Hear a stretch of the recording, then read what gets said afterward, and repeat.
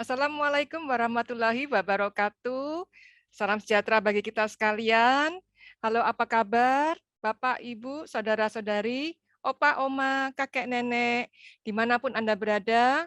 Senang sekali, kali ini hari Minggu, tanggal 17 Oktober, kita berjumpa kembali dalam acara seminar online Beauty and Wellness yang diselenggarakan oleh Iris Beauty Clinic.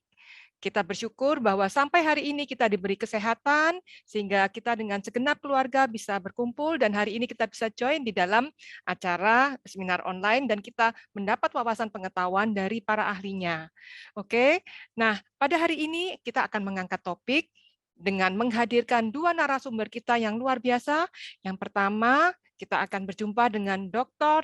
Haridana Indah S. Mahdi, spesialis penyakit dalam KAI Vinasi M. Biomed.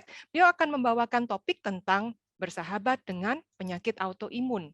Ya, Anda pernah mendengar tentang penyakit autoimun? Atau kemarin pada saat kita antri vaksin, beberapa dari antara peserta menanyakan, saya mempunyai penyakit autoimun, boleh nggak ya divaksin? Nah, kita akan mendengar banyak bagaimana tentang penyakit autoimun. Kemudian yang kedua, nanti kita juga akan berjumpa dengan seorang dokter spesialis jantung, yaitu Dr. Maria Valentina Evelyn, spesialis jantung, ya, dan akan membahas tentang waspada terhadap penyakit jantung koroner. Dengan Dr. Haridana Indah, silakan mulai membawakan presentasinya, sudah ditunggu-tunggu para opa, oma, dan seluruh saudara-saudari kita. Silakan Dr. Indah. Selamat siang, Assalamualaikum warahmatullahi wabarakatuh. Terima kasih Waalaikumsalam. Dokter Santi sudah diundang. Apakah suara saya terdengar dengan jelas, Dok? Jelas, bisa, bisa. Terima kasih ya, Dok.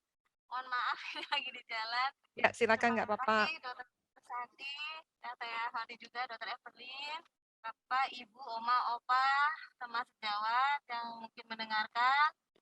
Kemudian teman-teman sahabat saya juga, Dokter Santi, mungkin juga ada Ibu Jelas Nastri. Terima kasih atas kesempatan yang diberikan kepada saya. Ini suaranya kecil ya, Dokter Yeni ya? Bentar ya, Mbak. Suaranya kecil ya. Ini udah berusaha dibesarin. Mungkin bisa share screen lagi slide. Jadi topik kita pada hari ini adalah bersahabat dengan autoimun. Oke, lanjut aja. Mbak, lanjut aja. Nah, ini. Jadi Tuhan itu sangat luar biasa ya memberikan kita namanya sistem imun. Sistem imun itu apa sih gunanya? Sistem imun itu adalah, mungkin saya buka aja maskernya kali ya Dok ya, ini mumpung di mobil karena mungkin takutnya nggak kedengaran. Nah, mohon izin nih, mohon waktu dulu. Oke. Oke. Jadi sistem imun atau sistem kekebalan tubuh kita ini berfungsi untuk melindungi tubuh kita dari berbagai virus atau kemudian juga berbagai bakteri dan zat-zat berbahaya lainnya. Nah, sistem imun ini juga seperti departemen ya, maksudnya departemen pertahanan tubuh dengan tentara yang full, yang terdiri dari antibodi, sel-sel darah putih, dan protein-protein yang lainnya. Tetapi untuk autoimun ini memang berbeda. Slide. Oke, kenapa begitu ya? Lanjut. Nah, oke. Autoimun itu justru, imun itu kan kekebalan tubuh. Auto itu dari badan sendiri. Justru kalau tubuh kita berlebihan, imunitasnya akan menyebabkan penyakit autoimun, yaitu makan badan kita sendiri. Penyebabnya apa ya kira-kira ya?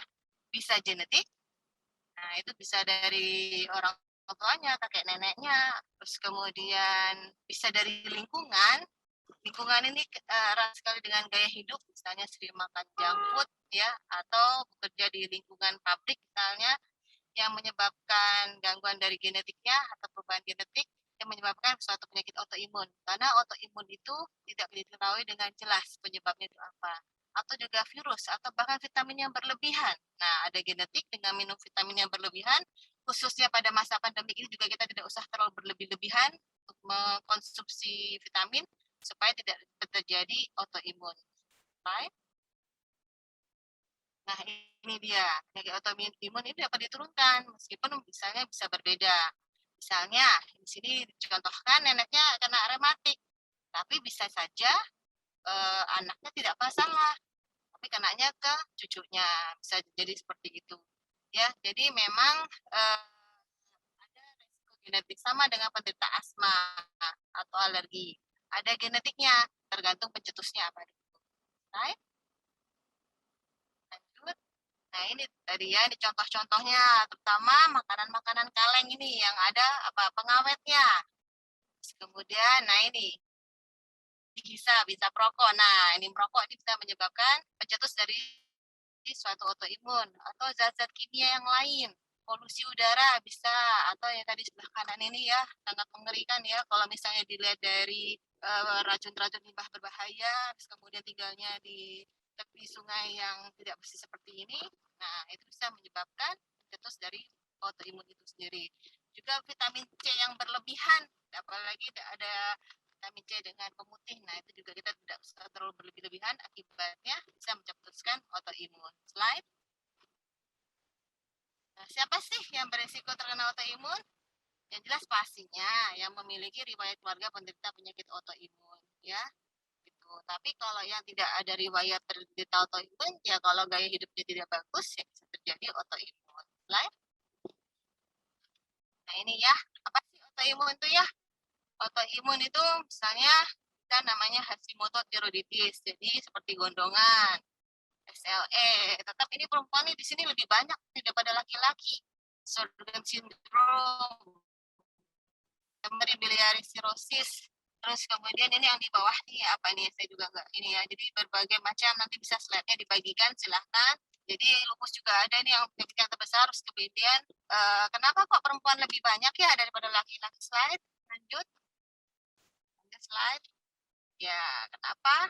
Karena hormonal bisa, ya, hormonal stresor perempuan lebih tinggi karena stresor itu sendiri akan mencetuskan autoimun. Slide. Lanjut. Nah, sebenarnya autoimun tuh banyak gejalanya, ya. Jadi sering merasa lelah, ya. Tapi bukan berarti sering merasa lelah terus kemudian autoimun ya, belum tentu. Nyari otot, sendi-sendinya bengkak, lenjar bengkak, demam yang tidak sembuh-sembuh dipikir tipes, dipikir demam berdarah, taunya bukan. Rambutnya rontok, tapi rontok dalam artian rontoknya berlebih-lebihan. Buang-buang pada kulit, right? Adalah contoh-contohnya, silahkan, slide. Nah ini, autoimun ini bisa, jadi dia ini adalah seperti COVID juga ya, punya 1000 wajah. Bisa kena di otak, namanya multiple sclerosis Guillain-Barré. Jadi makanya memang dokter-dokter autoimun itu tidak bisa bekerja sendiri. Belum belum belum sayang. Terima. Tiroid. Nah, tadi Hashimoto ya yang di leher. Terus kemudian tulang. Nah, ini sering nih.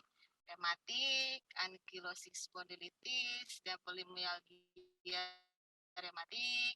Terus kemudian di otot, RA, rheumatoid arthritis, ankylosing, dan polimialgia. Di kulit, nah ini yang sering ya, psoriasis, vitiligo, kayak Michael Jackson, vitiligo ya, SMA, scleroderma, paru-paru, fibromialgia dan sebagainya, di saraf, nah ini peripheral neuropati, nah diabetik neuropati, pencetusnya ada diabetes, di saluran pencernaan, selaktisis, penyakit Crohn, ulceratif, dan diabetes tipe 1, dan di darah bisa jadinya leukemia, SLE, dan hemolitik atau ITP disebut sebagai suatu penyakit autoimun. Lanjut. Nah, ini yang sering adalah systemic lupus erythematosus atau SLE. Nah, ini namanya terkenalnya adalah lupus ya. Merupakan penyakit yang menetap atau kronis atau menahun. apakah lupus bisa sembuh atau apakah autoimun bisa sembuh? Autoimun tidak bisa sembuh, tapi namanya kita sebut terkontrol, ya. Jadi apa sih tandanya? Ya misalnya peradangan dapat terjadi di bagian tubuh atau mempengaruhi berbagai organ tubuh, apalagi kalau ginjal, ya itu bahaya. Jadi misalnya terjadi keradangan pada sendi, kemudian yang parahnya serangan jantung, terus kemudian ada cairan di paru-paru atau jantungnya bahkan, terus kemudian nyeri ulu hati, bahkan matanya sering kering, ya, right? Tapi memang untuk memberikan namanya diagnosa autoimun itu memang harus kepada yang ahlinya. Karena anak positif, kalau yang nggak ahli, langsung dibilang autoimun. Padahal 30% anak positif itu terdapat pada orang normal. Jadi yang kalau cek kemudian anaknya positif, jangan langsung divonis, ah ini autoimun, belum tentu. Sebagai dokter, kita tidak mengobati angka laboratorium, tapi juga kita harus tahu gejala klinisnya. Dan kriteria dari SLE itu banyak, 6 dari 11 kriteria menurut ARA, itu bisa kita sebut autoimun SLE. Sjogren syndrome, ini juga penyakit autoimun yang ditandai oleh gangguan fungsi kelenjar seperti kelenjar air mata. Jadi air matanya tuh sering dry eyes, mulutnya juga kering, ruam-ruam pada kulit, nyeri sendi dan pembekakan kelenjar air liur. Lanjut. Miasthenia gravis. Nah, ini makanya dokter autoimun atau SPPDK itu bekerja sama dengan dokter spesialis reumatologi, dokter spesialis saraf, ya. Jadi kita tidak berdiri sendiri. Jadi memang kalau sudah ada satu pasien, kita biasanya kok dikonsultasinya kok ke banyak dokter ya itu. Karena memang kita adalah multidisiplin ilmu, ya. Jadi miasthenia gravis itu mengakibatkan saraf dan otoknya terganggu sehingga penderita sangat mudah merasa letih. Gejalanya adalah lelah, otot tangan dan kakinya juga kadang bisa kejang-kejang, peradangan ganda, nah ini kelopak ototnya turun biasanya. Yang sebelah kiri atau sebelah kanan kita sebut ptosis, dan kesulitan berbicara, mengunyah, pelan serta bernafas, ya. Jadi biasanya kita rujuk ke dokter saraf yang lebih kompeten untuk menangani miasthenia gravis. Slide. Lanjut, nah ini vaskulitis. Vaskulitis itu namanya juga itis. Itis itu radang. Vaskuler. Vaskuler itu adalah pembuluh darah. Jadi merupakan penyakit peradangan pada pembuluh darah. Mengapa? Yaitu tadi pembuluh darahnya jadi menebal, menyempit, dan melemah ditandai dengan bintik-bintik merah. Vaskulitis ini atau radang pada pembuluh darah ini terjadi pada pembuluh darah kecil, bisa sedang, dan pembuluh darah besar, dan pasti berdampak pada berbagai macam organ tubuh kita. Ya, right? Nah, ini skleroderma. Nah, ini skleroderma ini seperti apa ya, kayu. Jadi pasien ini merasa ada pengerasan dan penebalan dan masalah pada organ dalam tubuh. Nah, jadi seperti jaringan ikat sehingga kulitnya menjadi tebal atau keras. Nah, bahaya kalau misalnya itu terdapat pada bagian tubuh kita, itu bahaya. Nah, skleroderma itu bisa dapat pada tubuh, misalnya jaringan pada paru-paru atau ginjal, atau kita sebut dengan systemic sclerosis.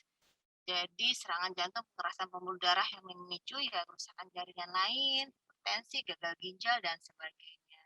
Right? Nah, ini vitiligo. Jadi adalah gangguan sel pigmen tubuh kita. Ya, jadi dokter Santi lebih ngerti nih, dokter kulit nih biasanya ya. Jadi pada penderita vitiligo ini terdapat tubuh kita itu berhenti memproduksi warna atau pigmen tubuh, akibatnya muncul bercak-bercak putih. Kalau pernah tahu Michael Jackson juga tuh ya ada vitiligo, jadi pada putih di kulit, di uban dan rambut. Nah ini biasanya kelainan genetik, ya, juga bisa autoimun. Itu kondisi yang sistem kekebalan tubuh kita itu menyerang dan menghancurkan sel-sel tubuh yang sehat, termasuk sel pigmen tubuh kita. Dan bercak vitiligo ini biasanya simetris di kedua sisi tubuh. Nah, kalau nggak simetris bukan vitiligo, mungkin juga penyakit yang lain, misalnya panu atau sebagainya, ya. Dan dia ini bisa berkembang dan berhenti berulang kali. Kapan dan seberapa cepat bercak ini berhenti menyebar tidak dapat ditentukan, ya. Jadi autoimun ini jujur penyakit yang bukan gampang ya, susah sama, bukan gampang susah. Ya, slide lanjut. Nah, ini psoriasis. Nah, psoriasis adalah peradangan pada kulit. biasanya nih orang yang kena psoriasis itu orang yang gampang stres, makanya zaman COVID ini banyak yang kena psoriasis karena banyak stres ya. Jadi ditandai dengan kulit yang bersisik, ruam merah, kering, tebal, bersisik dan gampang terkelupas. Ya pastinya gatal dan nyeri. Lebih sering muncul pada daerah lutut, jadi di lipatan siku, bagian bawah dan kulit kepala. Nah, ini bisa sama untuk siapa saja ya, bahkan lebih tua dari 35 tahun bisa. Penyakit ini jujur tidak menular ya, ini tidak menular. Sehingga kontak langsung dengan ruam di kulit tidak akan menyebabkan seorang terkena penyakit ini. Kalau misalnya biasanya kita tanya apakah ada stres atau rokok, biasanya sih dia stres, banyak stres, rokok, bahkan pada pasien-pasien HIV saya sering terjadi di wangak vaskulitis ya psoriasis. Ya, lanjut. Ya.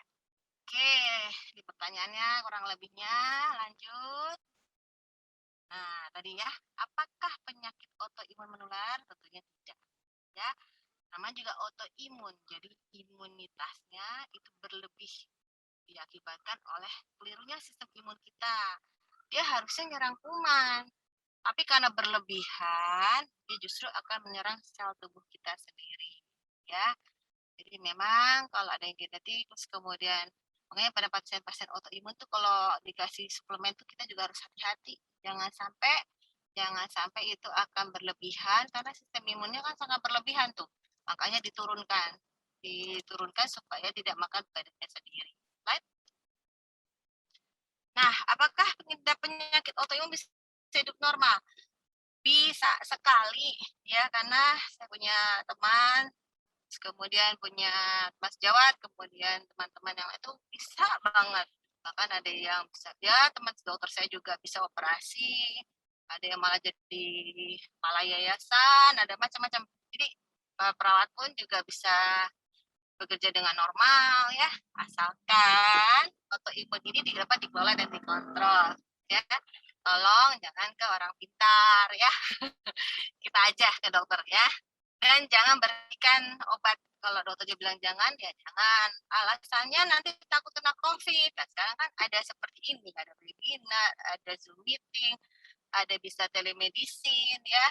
Nah, BPJS bisa kok, atau justru malah di rumah sakit sebenarnya lebih aman karena di rumah sakit kan orang terpaksa harus pakai masker yang double segala macam ya, ketika ke pasar. Jadi memang harus dipantau dengan ketat dan harus mempunyai planning pengelolaan penyakit dan pastinya menjalani gaya hidup yang sehat. Nah ini contohnya seorang pemain tenis terkenal, Venus Williams, salah satu penderita Sjogren syndrome.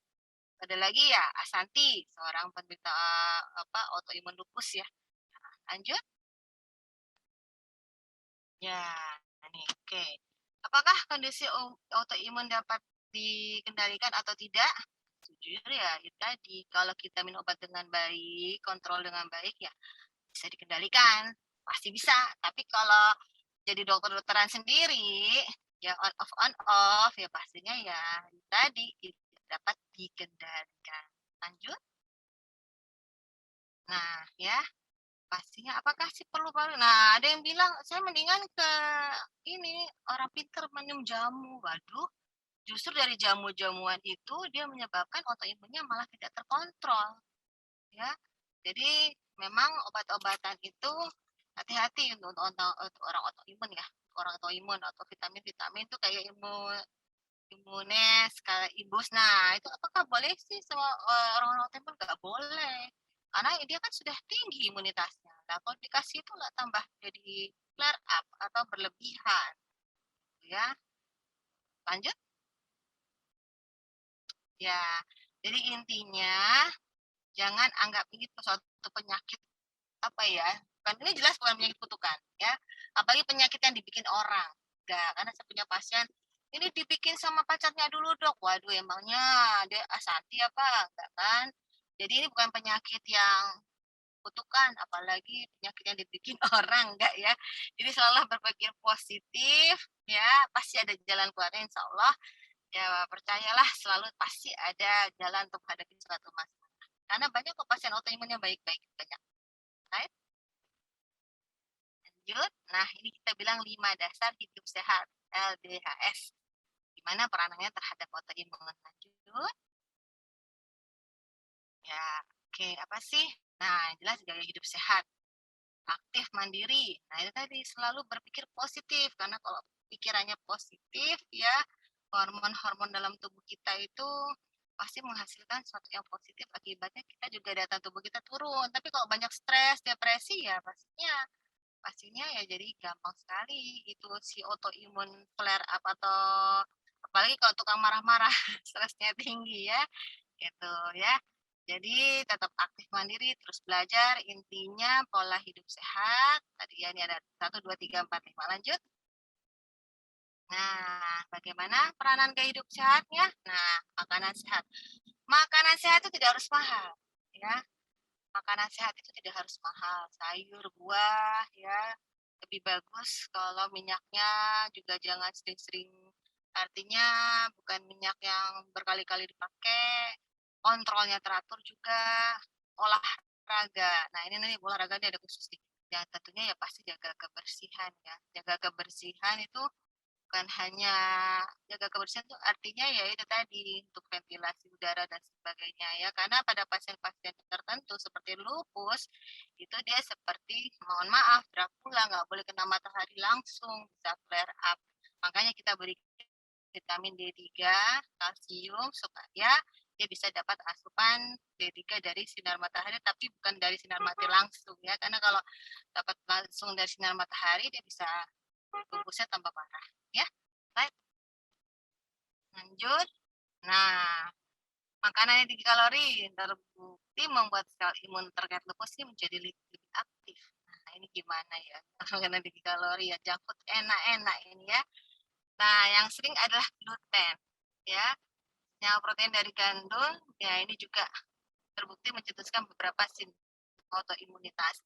Tapi gluten mahal, Dok. Terus makan apa ya, Dok? Ya, intinya banyak sayur dan banyak buah ya. Bahan kimia pengawet. Nah, kayak makanan kaleng pada penyakit autoimun itu sebenarnya memang tidak dianjurkan ya, karena pewarna atau misalnya kue-kue yang ada pewarna itu bisa akan merusak DNA kita ya, dan akan menyebabkan autoimunnya bertambah parah. Ya, slide. Terutama lupus ya. Nah, perawanan aktif mandiri, olahraga, itu memperbaiki kebugaran jasmani ya pasti olahraganya yang sesuai dengan kemampuan masing-masing ya. Ya, terus kemudian perbaiki kualitas hidup, jangan stres, ya, meningkatkan kapasitas antioksidan alamiah tubuh. Nah, itu dengan apa? Dengan olahraga. Ya, ada hormon bagus di dalam tubuh kita ya, hormon bagus. Terus kemudian meningkatkan kerja sistem imun yang baik, jadi kita bisa melawan infeksi maupun menekan peradangan. Lanjut. Nah, ini untuk orang dengan autoimun, intensitas olahraganya gimana ya, Kak? Kami tidak juga memaksakan harus lari-lari ya, yang sesuai dengan kemampuan ya. Di dalam ruangan lebih baik untuk yang pasien lupus ya terutama ya.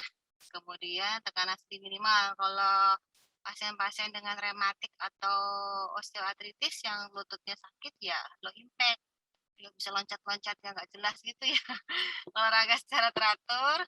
Olahraga beda dengan bekerja ya, kerja seperti kami nih yang para dokter naik turun tangga itu beda dengan olahraga, juga mengingatkan diri saya sendiri ya. Ya terus kemudian 3 sampai 5 kali per minggu dengan intensitas yang rutin ya. Terus kemudian nah kenapa sih yoga, pilates, dan tai chi adalah olahraga yang terbaik? Karena melatih juga pernapasan, terus membantu mengeluarkan hormon-hormon endorfin. Nah, itu hormon-hormon sehat supaya tubuh kita bisa melawan penyakit autoimun. Baik, lanjut. Nah, ini stres. Stres ya pastinya kita banyak berdoa. Jadi jangan dianggap suatu autoimun penyakit kutukan. Oh, ini genetik saya gini, saya jadi begini. Jangan. Ya, karena saya melihat pasien-pasien autoimun yang dia bisa menerima penyakitnya. Pertama adalah menerima penyakitnya. Terus kemudian dia bisa, mungkin dia punya saudara atau dukungan keluarga itu yang penting dari istri atau suaminya atau orang tuanya, komunikasi positif, kemudian dengan dokternya, ya, manajemen waktu dan pribadi, artinya ada keseimbangan, inner peace dan harmoni, ya. Lanjut. dan juga jangan terlalu capek ya orang-orang autoimun ya. Nah, terus belajar, gabung komunitas.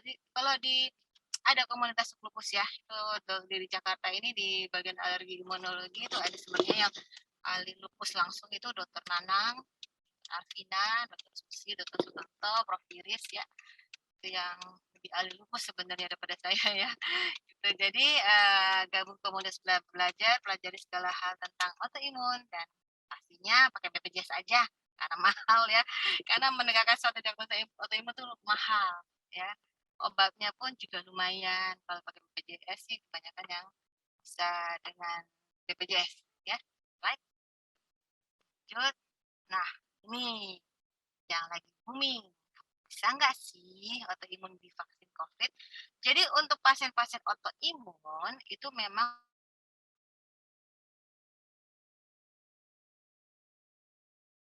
yang mati ya.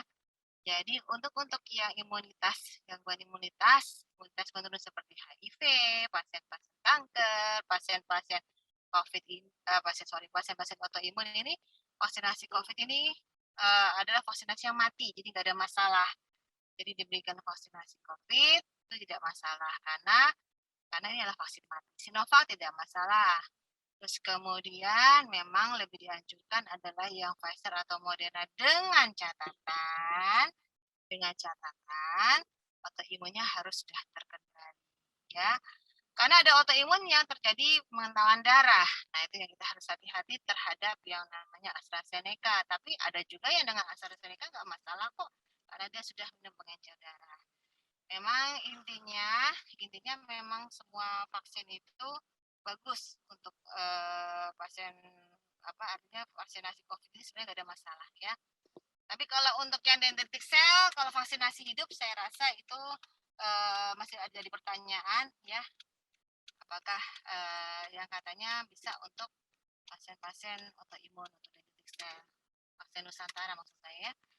Ya, nah selain dari vaksinasi ya pastinya tentu prokes, jangan lupa ya protokol kesehatan, memakai masker, mencuci tangan, menjauhi kerumunan karena banyak euforia ini sudah mulai terlihat ini, udah mulai rame, orang-orang sudah mulai longgar ini prokesnya. Nah, akibatnya itu tadi rasa Pfizer kan efikasinya 95%. Terus kalau Moderna 90%. Itu efikasi itu dalam dunia penelitian yang hanya mungkin populasinya 100 orang. Nah, efektivitasnya bagaimana di dunia luar? Belum tentu. Jadi jangan terlalu percaya diri. Singapura naik karena mereka merasa saya kan dapat vaksin Pfizer, Moderna. Lah, virus Delta mereka gelombang kedua. Kita berusaha jangan sampai kita ada namanya terjadi atau gelombang ketiga. Karena kasus autoimun ini memang harus hati-hati apalagi memakai steroid dosis tinggi. Nah, itu yang bahaya ya. Karena biasanya kalau yang dosisnya tinggi karena dia belum terkontrol, nah itu mudah sekali kena COVID. Makanya harus tercapai herd immunity, justru yang sehat-sehat itu harus kita vaksin. Dan untuk autoimun yang bagaimana memang harus rekomendasi dari dokter yang merawat dengan misalnya methylprednisolon 4 mg yang rendah ya, dengan klinis juga terkontrol ya, bisa diberikan vaksinasi COVID dan jangan lupa prokes 6M-nya. Pakai masker, mencuci tangan, menjauhi kerumunan, terus dan lain-lain dia berdoa ya. Jadi ya kalau untuk silaturahmi kalau emang nggak penting-penting banget ya kita bisa pakai online gini sebagai salah satu silaturahmi ya. Right? Nah, kesimpulannya jadi inilah lupus ada suatu penyakit autoimun dengan berbagai gambaran tadi ya yang tadi saya sebutkan. Untuk sistem imunitas ini memang memiliki beberapa efek samping sehingga perlu dicermati apa saja efek samping tersebut dan pemantauannya. Jadi memang penekanan sistem imunitas itu menyebabkan autoimun dan autoimun ini bermacam-macam. Ya, jadi bukan hanya lupus dan juga jangan bilang kalau anak positif ini pasti autoimun. Enggak, bukan ya. Dokter-dokter klinisi itu juga harus waspada, kita mengobati bukan angka laboratorium, tapi kita juga harus melihat klinisnya pasien. Kalau sekali anaknya positif, antidesanya positif, kasih steroid, kemudian dipantau 3-6 bulan. Nah, kalau tiba-tiba cek lagi, jangan lagi kita cek antitesa lagi atau nanya lagi, karena kalau udah terkontrol bisa saja itu negatif ya. Malah kita lihat C3C4-nya. C3C4-nya nanti dari dari dokter yang merawatnya bagaimana ya. Nah, flare up ini bisa dicegah dan dikendalikan. Flare up itu berarti kambuh kembali dengan pola hidup sehat dan tentunya harus bebas stres. Zaman pandemi, bagaimana caranya supaya nggak kena stres? Itu tadi, lihat dokter Santi yang cantik, klinik iris, merawat badan dan tubuh, stresnya jadi hilang ya. Terus olahraga teratur, makan sehat ya. Itu tadi. Terus kemudian komunikasi, silaturahmi melalui Zoom webinar ini akan banyak ilmu yang kita dapat ya. Oke, silakan kalau ada yang bertanya. Ini mohon maaf jika saya banyak ada kekurangan. Silakan boleh di chat atau nanti boleh Dokter Santi, handphone saya dikasih nomor handphonenya. Kalau ada yang saya tidak bisa tanya nanti akan saya. Baik. Jadi intinya obat sesuai dengan anjuran dokter. Tadi ya pola hidup sehat. Nah ini Dokter Santi mungkin yang lebih ngerti ya dok. Ya UV yang berapa yang bagus, karena kan kalau 50 SPF 50 itu bagaimana, apakah hanya cuma 50 menit atau bagaimana, Dokter Santi yang lebih ngerti.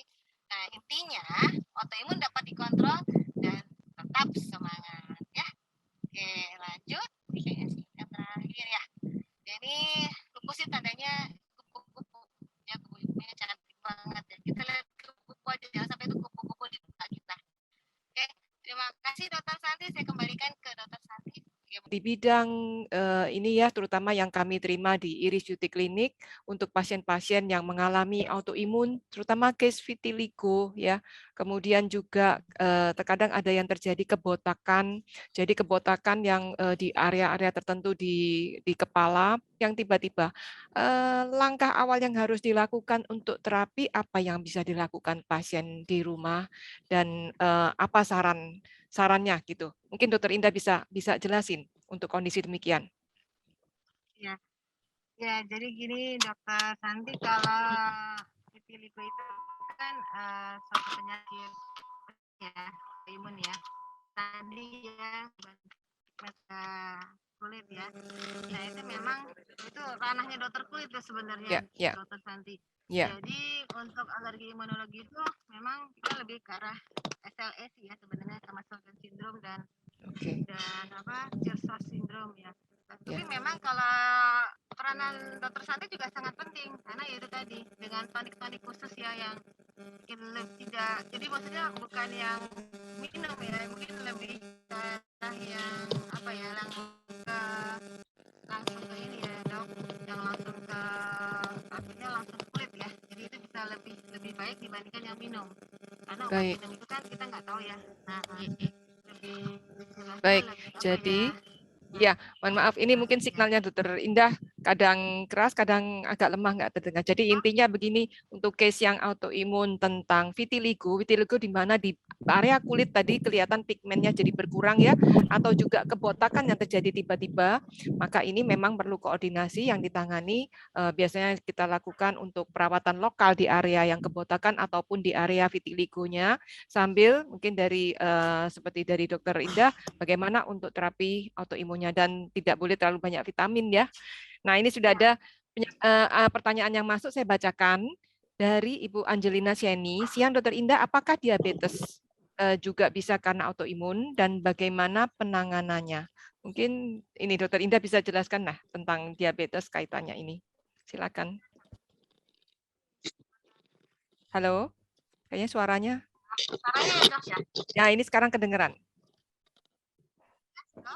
Ya. Buka dulu ya, ini udah sampai di ruangan samping. Oh, oke. Ini sekarang suaranya jelas sekarang. Tadi lebih jelas nggak ya? Nanti. Nah, iya.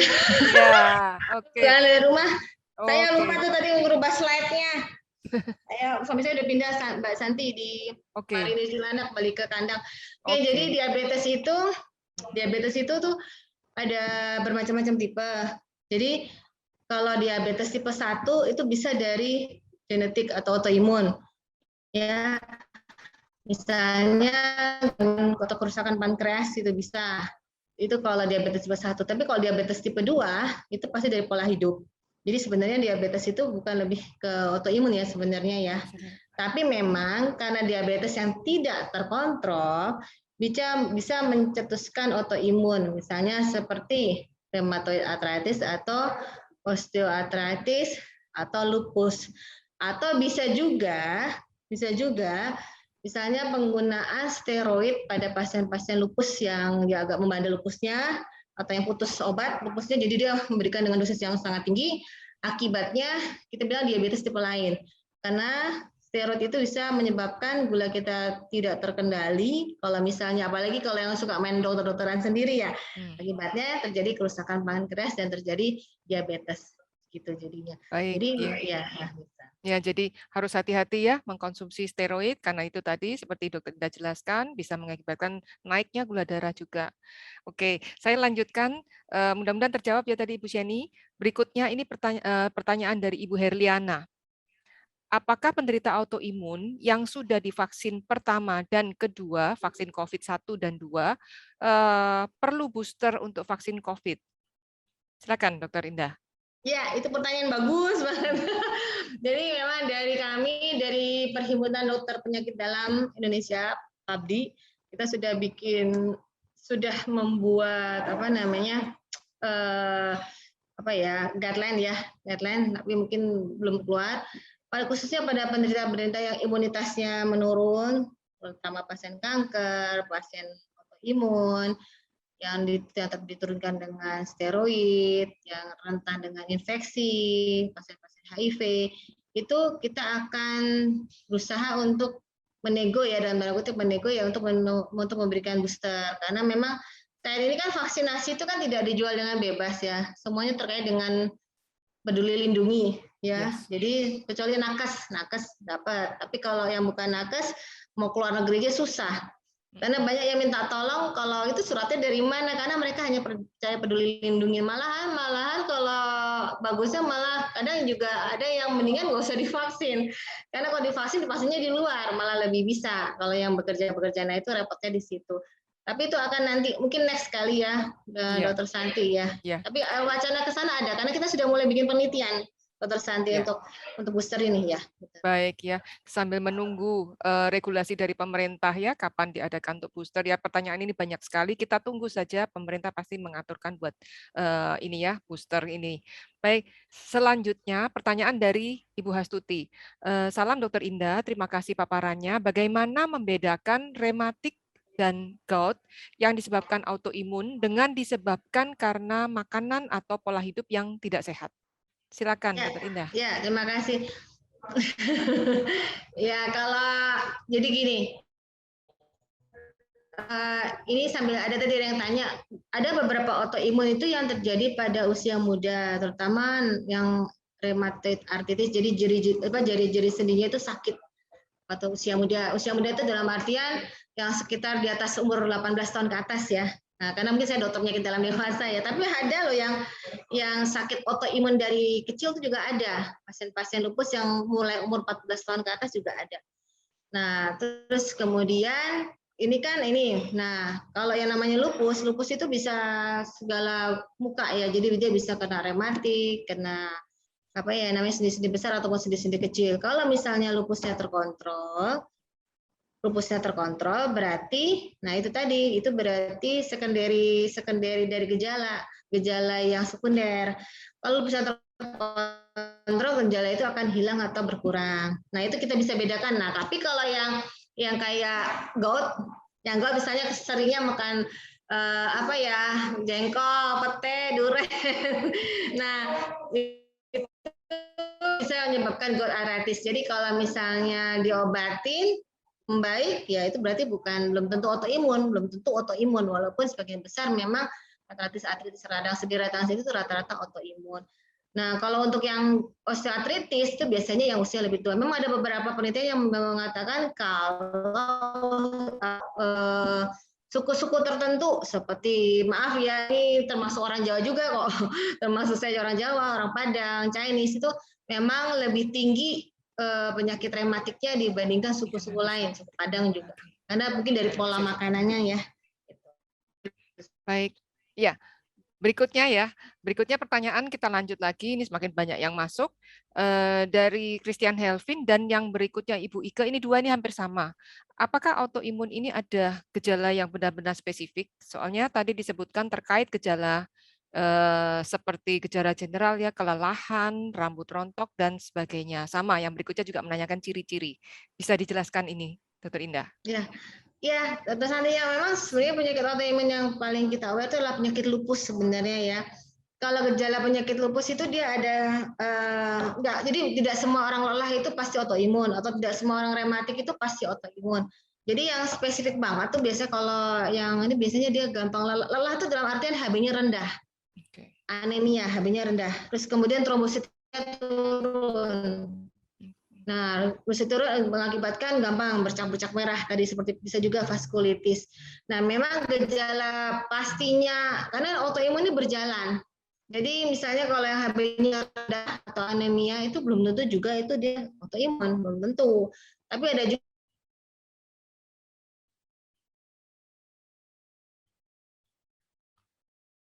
Suaranya di aku hilang. Saya nggak bisa dengar. Bisa juga penyebab-penyebab yang lain, bisa bakteri, bisa parasit, jangan-jangan TBC juga bisa. Jadi memang untuk autoimun yang gejala pas nggak begitu ini ya, nggak begitu jelas. Tapi kalau yang sudah demam sering, terus kemudian HB-nya rendah, dia kecapean terus, bolak-balik masuk rumah sakit, dikasih obat macam-macam nggak bagus, tolong dipikirkan suatu autoimun. Jangan-jangan ini terkena autoimun. Itu. Oke, ya. Jadi itu ya, kita harus waspada terhadap orang di sekitar kita, keluarga kita. Kalau yang tadi dirawat nggak sembuh-sembuh, mungkin kita mulai curiga terhadap adanya autoimun. Baik, ini lanjut ada yang tanya, Ibu Hastuti, apakah autoimun bisa disembuhkan? Nah, ini pertanyaan yang sering muncul. Silakan, Dr. Indah. Jadi memang yang tadi itu punya pasien umur 65 tahun kenanya malah di usia tua, tapi jarang. Nah, penyakit autoimun ini disebut namanya terkontrol. Sama dengan darah tinggi, diabetes, termasuk saya penderita asma itu disebutnya terkontrol. Jadi tidak bisa sembuh 100%. Tapi kalau anaknya misalnya positif, ya anaknya positif. Nanti minta tahu kalau ada teman sejak dokter yang mendengarkan, anak positif itu belum tentu ya semuanya autoimun ya, karena 30% orang normal tuh anaknya bisa positif. Apalagi kayak saya mungkin yang penderita asma tuh anaknya pasti positif kayaknya ya. Apalagi mulai gejala tuh penuaan, anaknya pasti positif. Nah, jadi kalau misalnya anaknya positif kemudian dia nggak pernah berobat lagi karena merasa sehat, terus kemudian saya berarti udah sebut itu bukan sembuh, ya jangan-jangan memang bukan autoimun. Karena saya sering terima dari, mohon maaf, dari teman-teman sejawat yang lain, ini ngapain anaknya positif langsung dikasih steroid dan segala macam, padahal orangnya sehat-sehat aja, terus kemudian hasil labnya juga bagus semua, dan juga dia tidak ada keluhan, hanya gara-gara satu anak positif. Nah, itu harus hati-hati juga. Jadi bukan berarti satu anak positif itu, terus kemudian anak profil udah stres bawa hasil lab, ini wah udah. Apalagi yang mau vaksin itu biasanya dokter itu heboh, semua dicek, sama kekentalan darah semuanya dicek. Itu penyakit, misalnya hiperkoagulasi juga belum tentu suatu penyakit autoimun, bisa jadi gaya hidup yang kurang sehat. Baik. Ya, baik. Terima kasih. Ini tadi menyangkut tadi ya, sering terjadinya autoimun di usia-usia berapa? Ada yang menanyakan, Bu Febe Nurhayati ini, biasanya persentase terbanyak pada usia berapa? Dan apakah ada dominan gender enggak pada pria dan wanita? Bisa mungkin diperjelas tentang ini, kejadian autoimun, ya, Dr. Indah? Betul, terima kasih. Itu pertanyaan bagus juga. Jadi kalau untuk autoimun khususnya lupus, SLE itu pada usia muda, wanita usia muda. Biasanya di atas 20 tahun ke atas gitu. Tapi kalau misalnya rematik osteoartritis gitu ya, itu biasanya rata-rata usianya sudah di atas 50 tahun atau di atas 40 tahun. Oke, ya. Jadi itu tadi ya. Kalau kayak skleroderma ya grafis biasanya udah muda ya. Ya, manifestnya berbeda ya pada usia yang lebih muda dan pada usia yang lebih lanjut. Baik. Nah, ini ada pertanyaan dari adik AV dan adik RC. Tadi ada penjelasan dokter tentang mata yang sering keluar air. Nah, ini maksudnya mata berair ya. Kendalanya apa? Ini saya alami sejak memakai kacamata. Apakah ini berbahaya? Apakah ada akibatnya dan caranya. Mungkin ya ini kekhawatiran apakah ini ada kaitannya dengan autoimun atau mungkin karena adik-adik ini sekarang banyak menggunakan semuanya online di depan laptop ya. Mungkin bisa dibantu Dokter Indah. Ya, ya betul, betul Dokter Santi. Jadi kalau misalnya pada anak-anaknya, betul tadi ya, kalau misalnya justru kalau Sjogren syndrome itu justru dry eyes terkenalnya, matanya kering, justru bukan matanya berair. Bukan berair ya. Kalau berair ya benar Dokter Santi, karena ini kemarin work from home ya, study from home ya, jadi lewat laptop terus lama-lama matanya lelah atau mungkin harus pakai kacamata.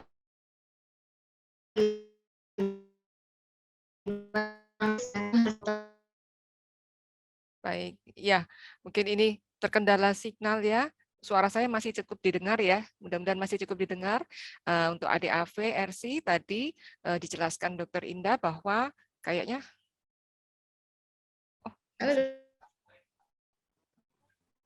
enggak apa-apa. Tes, apakah suara saya masih terdengar?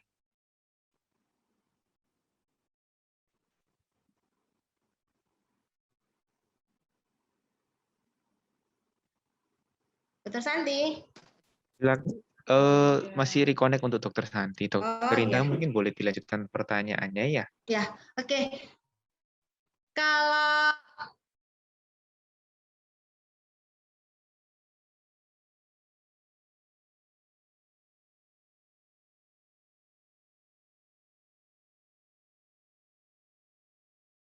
Anda juga nggak usah ya vitamin untuk autoimun, terutama dia lupus. Ini terpaksa saya pakai dua kamera karena nanti lagi mungkin saya mesti keluar. Jadi untuk yang pasien-pasien autoimun, apalagi dia pasien lupus di mana dia ini adalah nggak boleh terkena matahari. Saya mati. Nggak boleh terkena matahari, jadi kita memerlukan tambahan vitamin D3 supaya, karena kita mereka nggak bisa kena matahari, dan D3 yang diberikan pada pasien-pasien autoimun itu pastinya lebih tinggi dibandingkan dengan yang orang normal. Itu yang lebih aman. Nah, terus kemudian kayak vitamin imbus, nah itu kan kita kalau lagi capek ya diberikan, atau mau sakit diberikan vitamin C dosis tinggi, semua dosis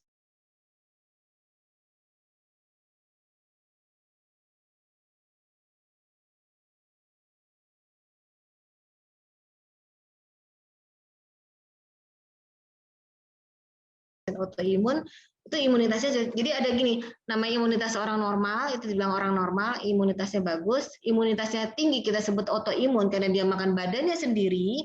Jadi karena dia makan badannya sendiri, jadi yang dia pikir itu bukan bukan parasit atau bakteri, dia pikir itu parasit atau bakteri, jadi akhirnya dia makan organnya sendiri.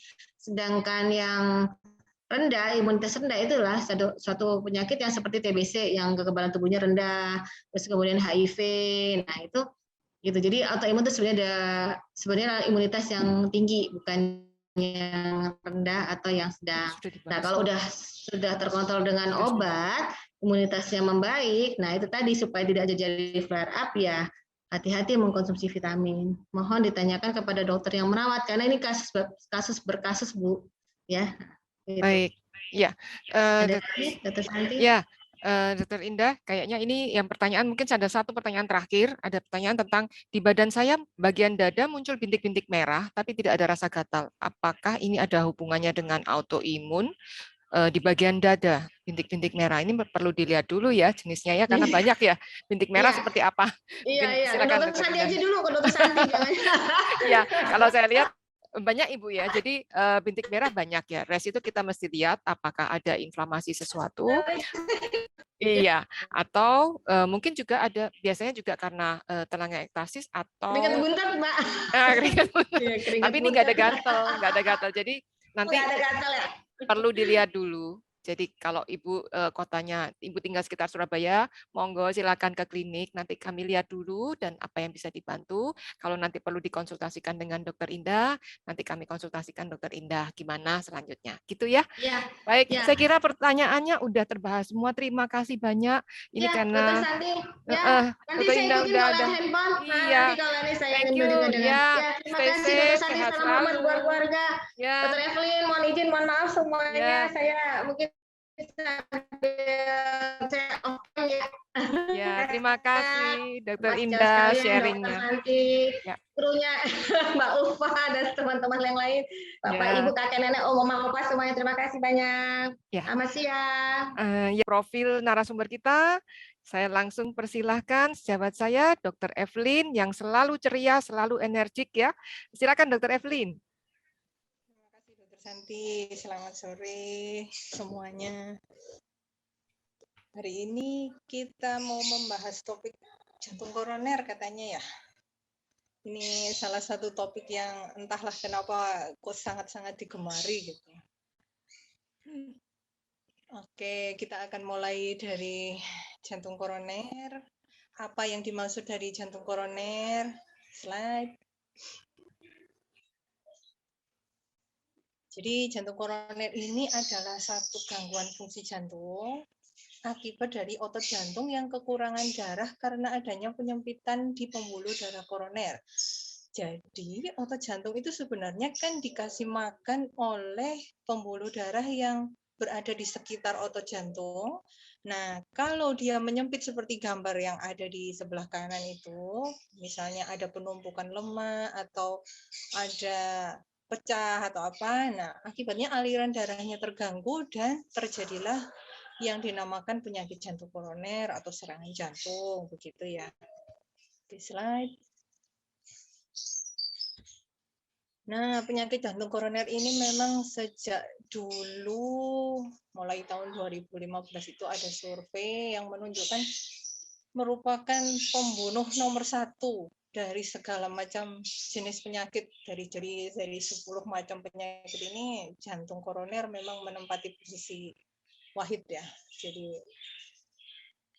rata-rata kematian mendadak ditemukan adalah jantung koroner begitu. Slide.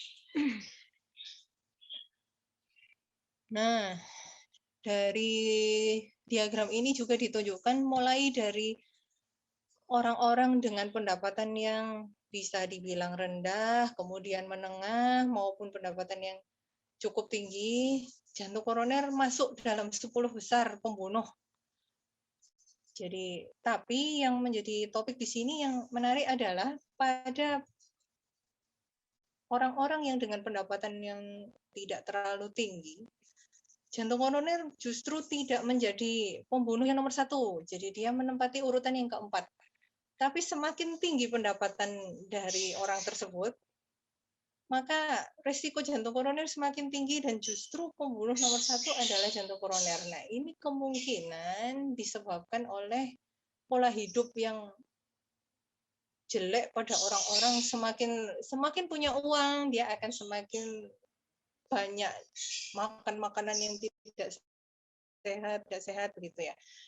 Kemudian jadi sering lebih banyak istirahat, kurang olahraga gitu. Jadi resiko jantung koronernya menjadi tinggi. Sedangkan pada orang-orang yang dengan pendapatan rendah di sini ditunjukkan lebih banyak di infeksi saluran pernafasan, mungkin karena banyak merokok atau lingkungan yang buruk begitu ya.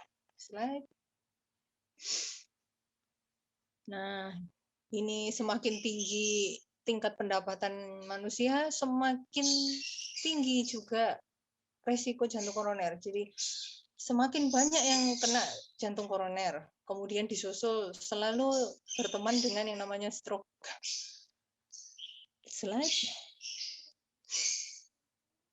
Nah, di negara-negara maju juga ditunjukkan bahwa jantung koroner ini menghabiskan dana yang terbesar. Jadi semua negara yang punya jaminan sosial seperti di negara kita, salah satunya BPJS, ini memang penghasilan negara ini paling besar dihabiskan untuk pengobatan jantung koroner begitu ya. Slide. Nah, jadi dari laporan BPJS ini yang seperti saya bilang tadi, untuk pengobatan jantung koroner ini dari Januari sampai September 2017 itu sudah menghabiskan sekitaran 6,5 triliun. Jadi sangat-sangat besar dana untuk pengobatan penyakit jantung koroner. Slide. Nah, sekarang kita harus mulai dari penyebab utama jantung koroner. Untuk menghindari terjadinya jantung koroner, kita harus tahu dulu penyebab utamanya apa. Jadi kita lihat di sini, nomor 1 adalah hereditas. Hereditas itu adalah faktor keturunan. Faktor keturunan memang ya ada menyebabkan sedikit lebih mudah terkena jantung koroner, tapi dia bukan salah satu faktor utama sebenarnya. Yang merupakan faktor utama di sini adalah kolesterol yang tinggi, merokok, diabetes, obesitas, ini juga penting ya, terutama pada orang-orang yang berusia di atas 40 tahun. Nah, mulai ukuran badan menjadi besar, kemudian tekanan darah yang tinggi juga salah satu penyebab utama. Nah, untuk zaman sekarang ini memang kita tidak bisa menghindari yang namanya makanan-makanan berlemak.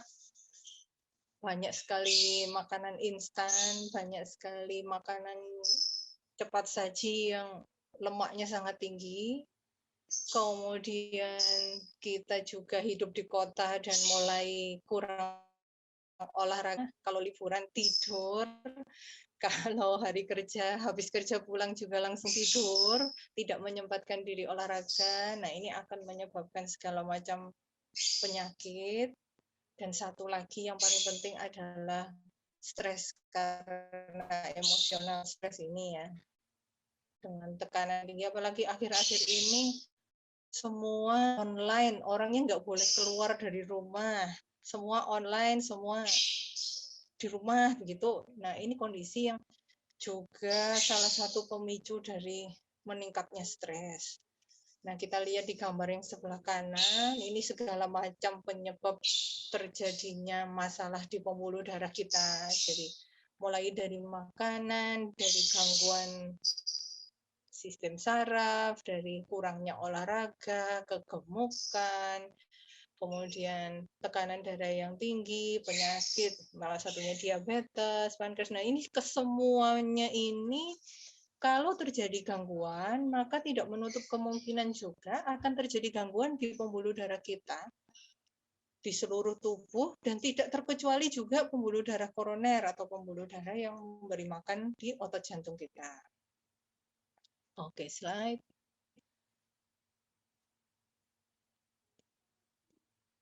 Oke, nah ini faktor risiko tadi yang saya sebutkan.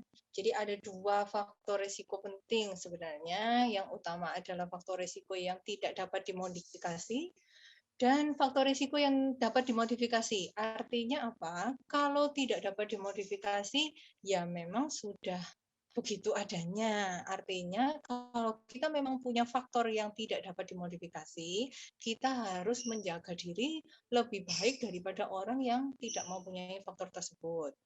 Nah, faktor resiko yang tidak dapat dimodifikasi ini yang saya bilang tadi herediter ya, faktor riwayat keluarga. Jadi penyakit jantung koroner ini bisa diturunkan dari keluarga. Jika salah satu anggota keluarga mempunyai riwayat penyakit jantung koroner, artinya ada kecenderungan keluarga keturunannya bisa mendapatkan penyakit jantung koroner lagi. Ini disebabkan sebetulnya bukan karena penyakit jantung koronernya yang menurun, tetapi bakat untuk menimbun lemaknya yang menurun. Jadi orang-orang dengan faktor resiko penyakit jantung koroner itu mempunyai bakat menimbun lemak. Jadi mempunyai bakat kalau makan lemak sedikit langsung ditimbun, makan lemak sedikit langsung ditimbun. Nah, itu memang secara genetika ada yang gampang sekali menimbun, jadi gampang gemuk, gampang sekali makan sedikit aja sudah gemuk. Nah, ada orang yang makan banyak sekalipun tidak akan gemuk, jadi tidak mudah untuk menimbun lemak.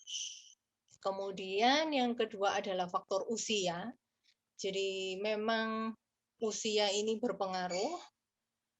Semakin bertambah usia, resiko penyakit jantung koroner juga semakin bertambah. Jadi kalau wanita memang harus waspada jika usia sudah di atas 55 tahun atau biasanya kita patokannya kalau sudah menopause harus hati-hati ya. Jadi kalau pada wanita yang menopause-nya lebih awal, tidak sampai 55 sudah menopause, nah kita berpatokan dari saat berhentinya menopause, itu resiko jantung koroner akan meningkat. Sedangkan pada laki-laki biasanya setelah 45 tahun. Tapi tidak menutup kemungkinan juga kalau pada laki-laki terjadi penyakit jantung koroner di usia yang lebih muda. Karena laki-laki ini kalau secara survei lebih banyak merokok, lebih banyak yang minum alkohol, lebih banyak yang bekerja di lingkungan yang polusi tinggi, seperti itu. Dan yang ketiga adalah faktor jenis kelamin, itu tadi. Jadi memang laki-laki dan perempuan ini berbeda secara fisik. Kalau perempuan keuntungannya adalah dia mempunyai hormon estrogen. Jadi hormon ini salah satu yang melindungi jantung kita dan pembuluh darah kita dari kerusakan. Dan laki-laki tidak punya dengan jumlah yang banyak, sehingga memang didapatkan laki-laki lebih banyak terkena jantung koroner daripada wanita. Begitu. Slide. Nah, kemudian kita masuk di faktor resiko yang dapat dimodifikasi. Artinya apa? Faktor resiko dapat dimodifikasi ini adalah faktor resiko yang bisa kita cegah sendiri. Jadi seharusnya faktor-faktor risiko yang dapat dimodifikasi ini tidak perlu terjadi jika kita bisa menjaga kesehatan kita. Jadi misalnya hipertensi yang pertama. Kalau kita makan dijaga, tidak asin, tidak terlalu banyak minyak, maksudnya tidak terlalu banyak garam, kemudian olahraganya cukup. Nah, hipertensi juga akan bisa dicegah. Jadi kalaupun memang ternyata hipertensi, ya diberikan obat, diterapi supaya hipertensinya terkontrol. Kemudian kedua, diabetes mellitus. Ini adalah penyakit yang cukup favorit. Jadi banyak sekali orang-orang yang terkena diabetes karena pola makan yang tidak bagus, terlalu banyak gula atau tidak menjaga porsi makan, seperti itu. Dan yang nomor 3 adalah dislipidemia. Ini adalah kelebihan lemak sesuai dengan pola hidup kita zaman sekarang ini yang banyak sekali makanan berlemak.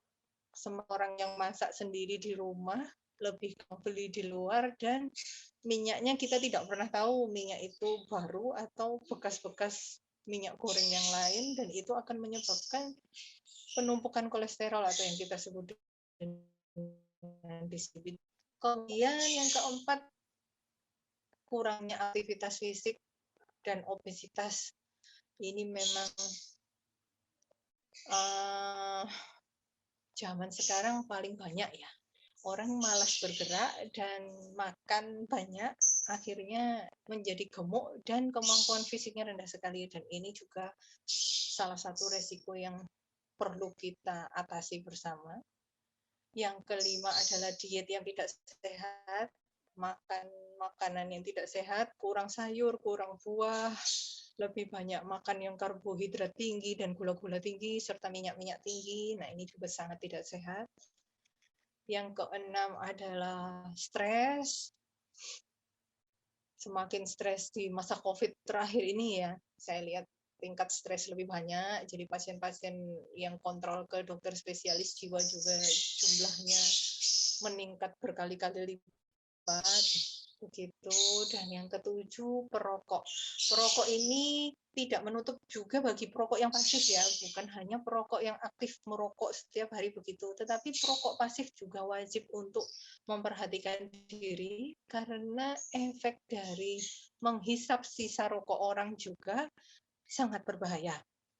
Nah, kesemua hal ini akan menyebabkan pembuluh darahnya kita di seluruh badan menjadi tidak sehat. Jadi bukan hanya di koroner. Jadi kalau kita fokusnya hanya koroner, oh hanya mencegah jantung saja.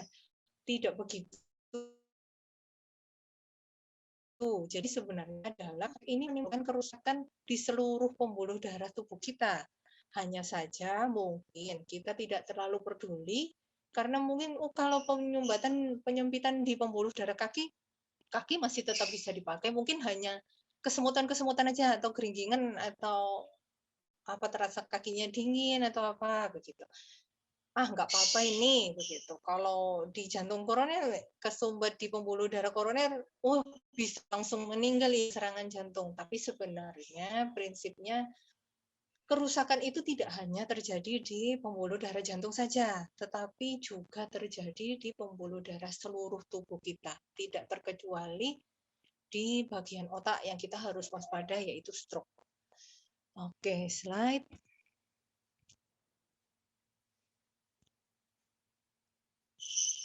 Nah, ini. Jadi dalam grafik ini kita tunjukkan bahwa memang seluruh penyebab itu bisa menyebabkan segala resiko. Yang di tepi-tepi itu adalah penyebab yang kita tidak bisa rubah, yaitu umur, jenis kelamin, ini kesehatan keluarga, dan jenis kelamin atau gender. Nah, ini yang di tengah ini adalah hal-hal yang sebenarnya bisa kita rubah untuk mencegah terjadinya segala macam komplikasi kardiovaskular.